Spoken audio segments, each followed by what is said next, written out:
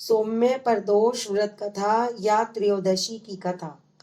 पूर्व काल में विक्रम नगर में एक ब्राह्मण परिवार रहता था। उस परिवार के मुखिया की अचानक मृत्यु हो जाने से ब्राह्मणी को भिक्षा मांगकर अपने बेटे का पालन पोषण करना पड़ रहा था। एक बार अपने पुत्र के साथ जब वह ब्राह्मणी भिक्षा मांगकर लौट रही थी तो उसे एक नवयुवक घायल अवस्था में आता दिखाई दिया। ब्राह्मणी उस घायल युवक को अपने घर ले गई। वह युवक विदर्भ देश का राजकुमार था। शत्रु राजा द्वारा विदर्भ पर आक्रमण कर देने और उसके पिता की हत्या हो जाने के कारण राजकुमार को भागकर उस नगर में आना पड़ा था।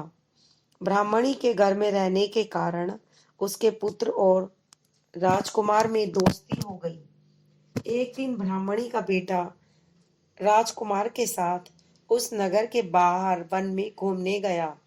उस वन में कुछ गंधर्व कन्याएं भी घूमने आई थी। उन कन्याओं के साथ अंशुमती नाम की गंधर्व राजकुमारी भी थी। राजकुमार ने राजकुमारी को देखा। राजकुमारी बहुत सुंदर थी। राजकुमारी को भी राजकुमार बहुत अच्छा लगा। दोनों ने आपस में खूब बातें की। अगले दिन राजकुमारी राजकुमार को अपने माता पिता से मिलाने ले गई। राजकुमार को गंधर्व राजकुमारी के माता पिता ने बहुत पसंद किया और राजकुमारी से उसका विवाह कर दिया।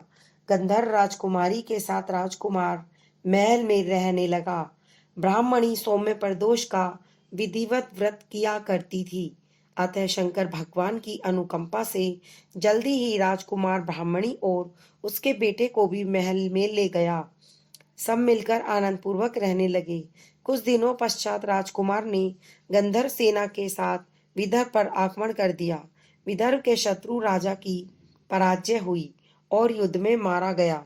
तब राजकुमार विदर्भ का राजा बना और ब्राह्मणी के बेटे को अपने मंत्री बना लिया। यथार्थ में यह सब उस ब्राह्मणी के प्रदोष व्रत का फल था। बस उसी समय से यह प्रदोष व्रत संसार में प्रतिष्ठित हुआ।